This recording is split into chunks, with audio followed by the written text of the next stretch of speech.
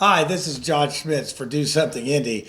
And I bet you've been wondering who is the special guest host. Well, here she is, the special guest host today. And, she was interviewing Laura Giffel and Matt Nunley with the Bates-Hendricks Neighborhood Association. So, Me, not Scarlett. not the dog. I was pointing at her like she was the guest host. Oh, okay. Yeah. Oh, dear. Are we going to have to redo that? Come on. That was going to be funny. Oh, my word. Okay, well, anyway, let's have a look at that clip. No, let's start over. Hi, everybody. My name is Lisa Schmitz, and I am sitting in as guest host tonight for my husband, John. He graciously let me interview some folks that I wanted to interview. So tonight on Do Something Indie, we have a couple of our friends from the neighborhood of Bates-Hendricks, and we're going to let them tell about what they're doing in the neighborhood, the good things they have going on, and I think we have a success to share as well. So I'll start with my friend Laura Giffel. And Laura, if you would just tell a little about yourself, where you're from, where you went to school. Yeah. Okay. So my name's Laura. I'm the current neighborhood president here in Bates-Hendricks. And I am a graduate of a lot of different places. So I'm originally from Dallas, Texas, and then I moved here in middle school. So we share some nice southern roots. Yes, we do. So moved here in middle school, and I went to Fishers High School. And then similar to Matt, as soon as we moved down here, I knew I didn't want to live in the suburbs anymore, and I wanted to live in an urban neighborhood. So I went to Purdue University for my undergrad, then University of Indianapolis, which is what brought me to the South Side, and made the connection of how close we were when I was at University of Indianapolis to Fountain Square and all of those places. So once we graduated, we got an apartment downtown, which was exactly what we wanted, but we homebrewed, so we knew we needed more space. Homebrew. Yes. Oh. Made all of our own beers, so that was really hard to do in an apartment. Yes. Running a lot of hoses outside, so... My son-in-law makes beer, and they had the whole contraption in their basement, Yes. so I get it, yeah. We knew that the space was going to be an issue for us, so we started looking for houses and just kind of stumbled across Bates-Hendricks, and immediately, as soon as I moved in, I asked, is there a neighborhood association here? And luckily enough, our realtor did know. So I actually went to my first neighborhood meeting before we had bought the house. And I remember sitting in the meeting, and the previous president, Lance, was talking about putting a hops farm in the neighborhood, which at the time was a perfect joint venture. And I remember texting my now husband and saying, we have to buy this house. Yeah. We have to live in this neighborhood. We have Even to live if it's there. not this one, we have to live here. And I've loved every single minute since. So I don't know which stars and moons everything aligned, but it has been such a wonderful adventure for the last a little bit over 5 years now to live in our neighborhood. So you intentionally moved to the neighborhood because of the things that it had to offer culturally and from a diversity perspective and things like that. But what made you decide to get involved with the neighborhood association? When we were looking for houses, I knew I wanted a community that had a neighborhood association, a group of people that were passionate about making the area better. And I went to that neighborhood meeting and saw that every single board member was at that meeting, and they were so engaged, and everybody knew what was going on and had passion projects they were working on. And I've always kind of been a natural leader and knew, this is going to fit my personality so well on day one, and was looking for chances to jump in immediately and be engaged and involved. And luckily enough, at the time, the board was okay with that, with this new neighbor, hasn't even lived in the neighborhood a day. Didn't know you. Didn't know who I was. Yeah. And I was like, what can I do? You have a cleanup? That's great. I'll come over. So I knew immediately that this was going to be a good fit, not only for what we wanted personally, but for my personality and what my passions were. And so that's not to say other neighborhoods didn't have that. Bates-Hendricks just caught me first. So I'm so excited to be part of that. Yeah. Okay. So I want to hear more from you, but I think this is a good segue for you to introduce this gentleman sitting next to me, Matt, because the neighborhood association is what connects you guys, right? Right. So do you want to introduce Matt? Yeah, so we serve 3-year terms in Bates-Hendricks. So I actually have served 3.5 years. I finished off a term of another neighborhood president. And so my term is ending in April, which is a little bittersweet, but it's been such a wonderful opportunity to grow personally. And so my term will end, and then we are hoping that Matt then will take over for me in April. Right. So So Awesome. For those Game of Thrones fans out there, I'm technically the heir to the throne. Oh, So, yes. very- we have some very excited. chalices in the pottery Oh, room well. next door that may need to go home with you. I may need to check those out Yeah. later. But Yeah, that's awesome. So then is the president appointed? How do you figure out who that person's going to be? So it's a little bit of an internal and an external process. So we do hold board elections. So we will have an election in April at our April meeting. But up until this point, we've never had a contested election. Every year we get so close, and we're excited that we're actually going to have to vote and have a membership call. Yeah. And we haven't had that yet. So the way that our board works now is that people are elected to the board, and then the board meets to determine positions. That ended up being the easiest way to do things. As we got a little bit farther, we found that people were really okay with picking who was on the board, and then trusted us as a board to pick those positions. And sometimes it's a lot of negotiating of, I'll be secretary if you can be this position and support me, or Right. I'll take over for this if you can do this. And that stuff we don't always want to hash out in front of the general membership, Right. just for their sanity. Yeah. So it will be kind of a mix. So Matt chose to be vice president, and the goal with that is to go ahead and have him step up when my term ends. So more than likely the board then will choose to have him fill my role at our board meeting in April. So how long has this neighborhood association been in place? So we celebrated, we started in 1995, were our official incorporation documents. So we've been around 2020 minus 1995. 25 years. Yes. I moved here in 95. There you That's go. how I know that. Math is hard. You did tell me we're doing math tonight. So we've been around for a really long time. And Yeah. I think that's the great part about it is some of the other neighborhood associations, you have kind of seen some waxing and waning in leadership. And we're really unique that we've had consistent leadership, a full board in that entire time. Right. So it's great to see that we've had really engaged people from day one when they formed the neighborhood association that's been active with the same goals. Just what we're working on every year has changed. Right.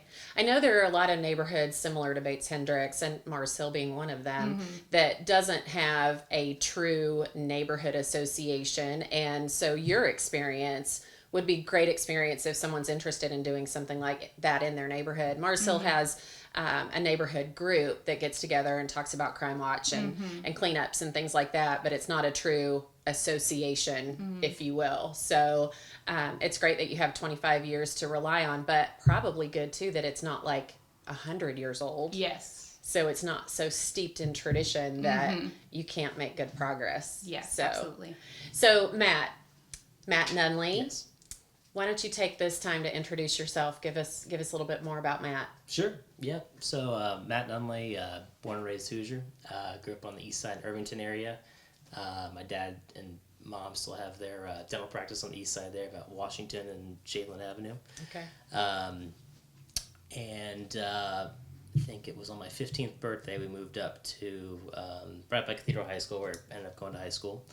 And then went to IU for undergrad, where I studied public finance, and then finished my MBA at Butler part-time back in May of 2017. And while I did all that, I started out of IU. I went to work for the Department of Defense on the northeast side, the big Fort Benjamin Harrison area. Yeah. It's actually currently the third largest federal building in the U.S. I don't know Oh, if you knew that. wow. Mhm. No, that's a cool fact, I know. folks. Yes. Mark that down. Right. Trivia. So about 10,000 people or so that work there. And so I did a lot of budgetary and financial things for them, and was control of five U.S. DoD sites and 2 international sites. So it was kind of crazy to be a 24-year-old and be in charge of a $400 million DoD budget. I bet. I bet. But it was good. It's a good experience. Yeah. It was great. But because I've always enjoyed talking about or thinking about government and kind of how they should be involved in different levels, or it's whether it's local, state, or federal, and kind of how that kind of that ongoing laboratory of different kind of policy ideas and how that works. So that kind of led me to then going from the government to working for PNC Bank and their public finance group, where I did a lot of different lending and investment banking for them across primarily the Midwest and kind of the Southeast.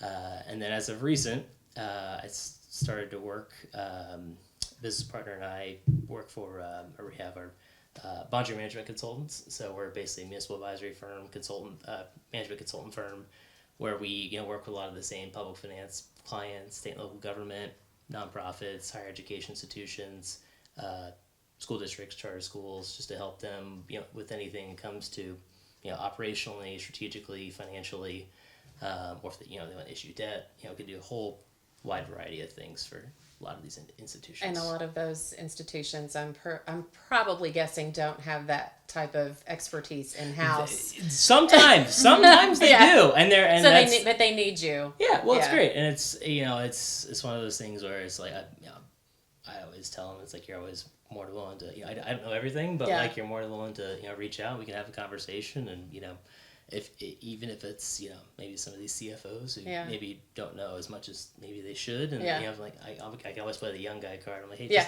you can just reach out to me if you want. If you don't know this, just shoot me a text, give me a call, and we'll just I'll make you look good. Us old people really appreciate mentoring up.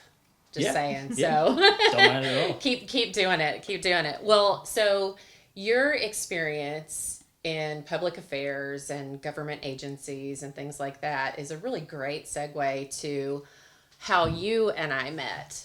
So, Laura, I'll let you explain your foray into political life in Indianapolis and how we had the pleasure of meeting. Yeah, so I spent almost all of 2019 running for city county council, and my area covered part of Mars Hill. Yes. Your building, not your residence. Yes. So right here, we have two counselors. We have one for 6 blocks down the street and one for here. Yes. The beauty of gerrymandering. Yes. So, so I had the honor to be able to do that for the past year. Similar to what you were saying, kind of that surreal experience of saying, I was 28 when I started, 29 when I finished, which still is crazy. Yeah. That I had just a surreal experience of talking to people who put a lot of trust in me to say, I trust your opinion on helping with the city of Indianapolis and our neighborhoods. And I am obviously sad that I didn't make it all the way across, really close. But I think the networking opportunity and things I've learned, we would have probably never met. Right. And wouldn't have learned about all the wonderful things that are happening kind of hyper-focused in Bates-Hendricks for 2 years. And then having that opportunity to use that experience, but then go to these other neighborhoods who are on this wide spectrum of growth from where they are, anywhere from crime watches that meet inconsistently and are kind of putting out fires one at one, but all the way to neighborhood groups that are like us, that are nonprofits, that are well-oiled machines, and being able to advise and help and learn and listen and just on the neighborhood level was my big focus. But then on top of that, just learning how the city works and how there's so many different departments that are doing so many different things and what's working and what's not working. And, regardless, I think it's a great opportunity if anybody's considering being involved in public office. Win or lose, you learn a lot and you meet a lot of people. And even since the campaign ended, I've been able to kind of lean on a lot of those same folks and say, hey, what about this? What do I need to know about this? Or can you help me with this? And it's been such an interesting experience since November. So I'm excited to stay involved in a little bit of a distance, to not have my feet all the way in it, but still stay involved in local government. But all of 2019, I wore out 2 pairs of shoes. And I know that's such the quintessential politician thing to say, but it's literally true. just threw away a pair of shoes that had holes in them from knocking on doors and going to neighborhood meetings, sometimes 2 times a night, 2 different meetings. You were doing 2 times a night with us. I was when I came to Swan, So I was at 2, if not 3, neighborhood meetings on your guys' night. And it's weird when my day ends at 5 now. And I don't end my day at 5. And don't I have something I need to do? I know. I'm like, do I have to write letters or emails or knock on doors? Something, right? I know. So it's nice to kind of slow down and repace and figure out what's next. But it was an awesome experience, and I'm happy I did it and learned a whole bunch that I wouldn't have had the opportunity to do, and I would never have imagined at 29 that would have been, that my name would have been on yard signs and people's t-shirts. That's still such a weird feeling. But, I know. Yeah. So I think it's just fantastic that that's what you were doing at that age. And so as we sit and say that, and then I back up a few minutes listening to the things that you've been involved in, I think we have a future something or other sitting right here. So one of these days when we watch this show back, who knows what you're going to be doing. Who knows? So, yeah, you're going to be doing something in Indy, though, right? It's probably, I put your money on that. Okay. Well, and I have to say, I think we would have met probably at a brewery and connected because we had a pretty good connection from the get-go. But I'm so thankful that the year was what it was, that, brought people like you into our lives, and just seeing the way that you helped our neighborhood, even not being in office. I mean, there were so many times we were texting each other about stuff and, oh, do you know this? And, oh, do you know this? And I was really happy a few times when you texted me and said, oh, do you know about this? And I'm like, yes, I've already done that. So, like, I'm not even running for office and I kind of know some of this stuff, but only through osmosis with John. So, yeah. So I'm going to come to you with this question in a minute too, but what's next for you? Let's talk politically. Have you thought about doing anything else? I think my passion is really in our local neighborhoods, and my campaign said that, and I think that will continue to be my passion, that we have a lot of smaller groups that are doing such wonderful things, and we really need someone to keep pushing that charge. I'm hoping our current counselor will do that, and I'll continue to support her in that role. I mean, I think that's the right thing to do. I mean, 4 years is a long time. There's a lot is going to change in 4 years. Most importantly, the districts are going to change in 4 years. With the census coming up, it's really hard to tell what District 16 will look like in 4 years. If I would be part of District 16, or where this population, especially in our neighborhood, our population has changed dramatically. Right. Not just demographics, but numbers. Just the numbers of abandoned housing that were in our neighborhood from 2010 to now. I would imagine that our lines are going to look very different because we have a lot more population. Right. So I don't have any plans for the close future. State level stuff is not my cup of tea. So passionate about local government, and but 4 years is a long time. Yeah. Long time till the next local election. So I mean, I'm sending good vibes to all the people that are running this in 2020. It's going to be a tough ticket, no matter which ticket you're on. So I'm hoping that. I'm not quite sure that I'll dip my feet in anybody's campaigns this year, but kind of there to offer any mentoring and advice to those people that are running, especially the first time. You got a lot to learn. You learned a lot. Well, so I do want to say, and I think you and I talked about this a couple of times, in our state this year, there were a lot of first-time candidates. And we moved to Mars Hill from Speedway, and this year was the first year that we saw Speedway council seats contested races, and most of them had not ever been contested, and I was like, oh my goodness. And most of the people running that had never run were people in your generation, and so it was the coolest thing to see all of these young people inspired to do something and to get involved. I think only one of them won, possibly, but the races were so close. I think 5 votes was the last one. It was down to 5 votes for her race. Crazy. But how cool to see so many young people actually getting involved.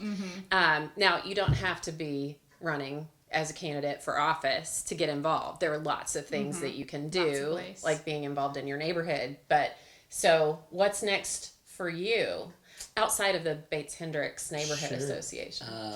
Well, as I've kind of mentioned earlier, I've always kind of enjoyed being involved and kind of shaping that, government process and how they're involved at different, the different levels. So definitely some sort of, influence on public policy to make sure that, Indiana is doing their best to position themselves as a top economy, a top place to be, for quality of life purposes, to attract, to not only retain, in-state talent, but also, attract maybe some of the folks who have, gone off somewhere to a Denver or Austin or wherever 5-10 years ago, but be able to get them back, or other people that have, bring them back to the Hoosier roots. Doing a lot of those things, and just making sure that, I think just doing our best to give everyone a good chance to, just live a good life. Have you ever thought about running for office? Many times. So I think you have some really great experience. I think down the road, if someone had a conversation with me, I could probably pretty easily convince to do so. I'm not so surprised. I haven't decided. I've gone back and forth whether it would be more of a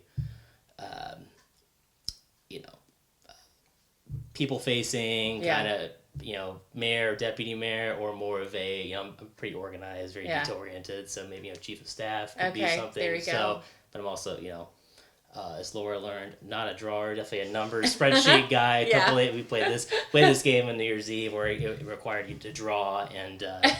You didn't do so Graphic design is not in your future. I officially retired from that game. It's fair Okay. to say after about Okay. I think the third round. Yeah. So. Well, so earlier before we started the show, I mentioned to you that a friend of my daughter's was just appointed deputy mayor of Noblesville. So I think he'd be a great guy for you to meet. Yeah, His absolutely. name's Matt Light. Matt, I don't know if you're on Facebook or not, but we'll make sure you see this show. And I think you've got some great potential. And I hope that folks watching, we have various ages and diverse group of folks that watch the show or are friends with John and me, and hopefully some young folks will take some cues from the two of you. And I think folks are afraid to get involved in politics, especially in today's climate. But the only way we're going to make progress is if people do get involved that haven't wanted to. And John and I would have never guessed. Well, I say we would have never guessed we would be involved in politics, though 6 or 7 years ago, I was looking for a Christmas present for John, and someone mentioned that in 1971 there was a man named John Schmitz who ran for president of the United States. And so I looked on eBay for some bumper stickers, and I found one, and I bought it for him, and I put a picture on Facebook, and I superimposed the word mayor over president, and I said, oh, this better not be foreshadowing. Little did you know. Oh, my word. Well, but he didn't win. But we did have a campaign, which Yes. was what the bumper sticker was about, right? So, but it was fun. So wouldn't have met people like you and now Matt, and be able to follow what you guys are doing. We appreciate the neighborhood connection too, because while Mars Hill is a lot different than Bates-Hendricks, I think from a progression standpoint and moving along in development and things like that, we can learn a lot from you guys. You guys are ahead of us. John and I are not fans of gentrification, and we also don't want to push our older neighbors out of their properties and things like that. But we do want to inspire folks to be proud of where they live and proud of their homes and things like that. So, okay, so I think we've had some really great content here, but I want to have you guys leave us with one thing that is inspiring you in 2020 to live this out. So, Laura, we'll start with you. Well, we just finished we achieved, we're not done yet, a fantastic campaign for our neighborhood association to build a new park. Yeah. I joke that this is going to be the year of parks, and this will be one of a couple that we have down the pipeline. We had a need in our community that we have no playgrounds in walking distance. So we're lucky enough to live close enough to Garfield Park. Not safe to walk there with strollers and bikes. Right. We're about a mile from both playgrounds, but again, safety getting there is really tough. So what we heard from the community across the board was that they wanted a place that they could take their kids, and it wasn't a whole day ordeal. Yeah. Walk somewhere, play, have a lunch, walk home. We own, in partnership with a couple different groups, some land that is already a park, but did not have a safe playground in it. So we had the great opportunity to kind of gather our resources and say, who's here that can help us? So we launched a campaign on December 16th through the state of Indiana through Creating Places, which if you guys are looking to do something similar in your neighborhood, I would absolutely look at the Creating Places grant. Yeah.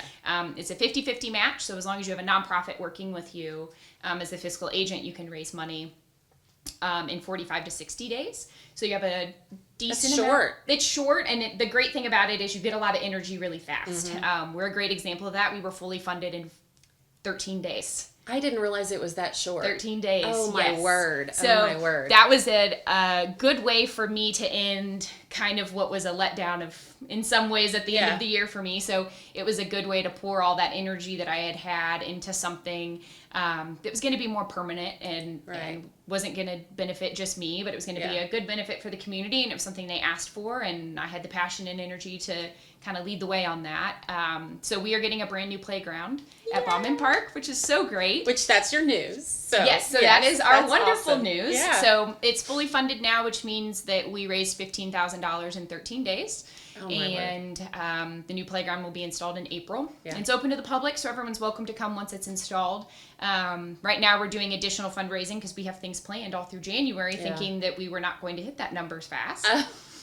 So we have some fundraising set up for the rest of January, which is great because it's going to allow us to add more to the park that very conservative me had taken off in fears that we weren't going to hit our number. Right. So right now we're fundraising to add an additional fence. The kind of pro and con of this park is it's located right next to a bar, which in hindsight, not a fantastic location. Yeah. But we're going to do some additional privacy to make sure that the families, when they are there, they feel safe and comfortable to use this brand new playground equipment. Right. As well as adding in a couple different pieces that we took off that families really wanted. So right now we're fundraising for a swing set and a larger fence. Okay. So all the money that we raise from now will go to that. So this show will hopefully help with that. So we'll put links to all of this information in the notes so that if you guys want to give, and we hope you want to give, you can help them get to that next level. So I think just working within the community and the more people that I get to meet in 2020 and seeing the problems and saying, oh, we can do that. Yeah. The next project that we're working on as a neighborhood association, kind of in conjunction with another nonprofit,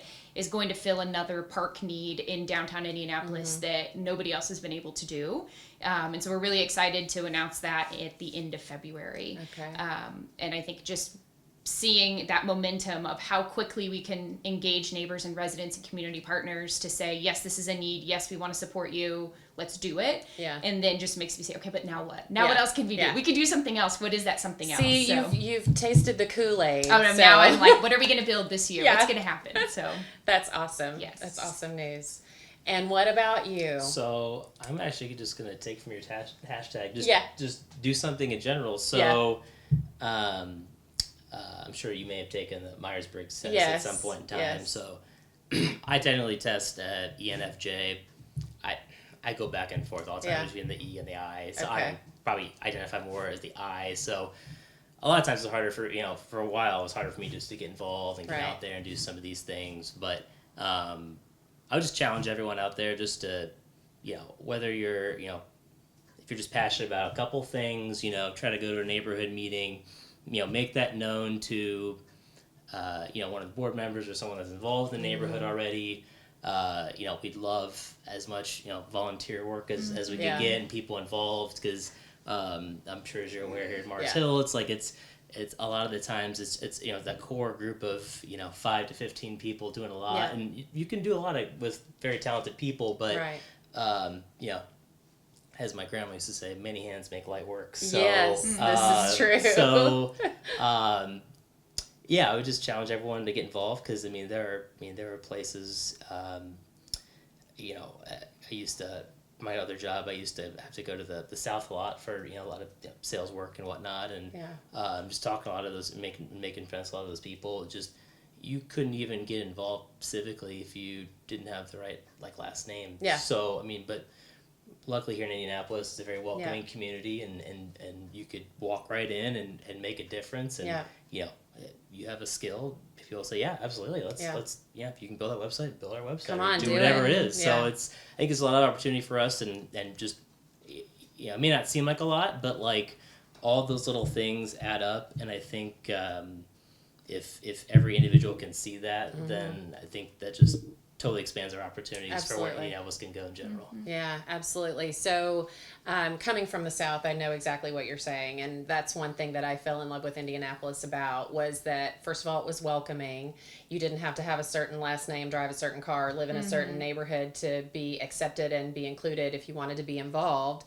And I really, truly appreciated that. So, and you don't have to overcommit yourself and get involved in 10 things. You can just pick one thing. I've been involved in domestic violence work in Indianapolis as long as I've lived here. And that's always been my thing. And I've always told people, if there's one thing that you either have experienced that you can turn into a positive or something that you're truly passionate about, just sign up to volunteer. I mean, it took volunteering for one event with Sheltering Wings, and now I've been a volunteer with them for 20 years. So yeah, absolutely. And now we're doing this, and I've said too, with the Mars Hill Art Center, we do a lot of art here, but I think the impact that we've been able to make in just the lives of maybe a few people in a year and a half have had nothing to do with art. So your involvement in one thing may lead to you making a difference in a different way than you totally expect. So, okay, so I think that's going to wrap it up for tonight. Thank you guys so much for being with me. And I have to say thank you to John for letting me host tonight. I think Laura probably would have said no if it was going to be John. So thank you for coming at my invitation. So happy 2020. I heard someone say today we're in the 20s now. We haven't been able to say that for 100 years. Doesn't that give you chills? Yeah. It's going to be the roaring 20s. So go out and do something, Indy. Thanks, you guys. Until next time. All right, one take. Woo! Damn it.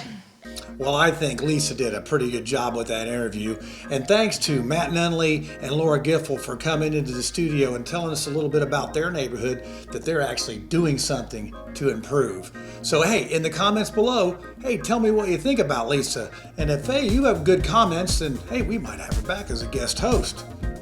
And don't think you're not going to get away with not hearing a bad dad joke just because Lisa was the guest host. So here you go. Here's your bad dad joke. Hey, did you hear about the 2 Gucci watches that got a divorce? Well, now they're Timexes. You're probably wondering, why am I wearing this silly cowboy hat? Well, we have to watch next week to see why. Because I have a special guest right here from good old Mars Hill that's coming in studio. And I think you're going to find his story very inspiring. So tune in next Wednesday, 8 p.m. to see what that's all about. And tell your friends, subscribe to our channel on YouTube, and be good out there, Indy, and do something.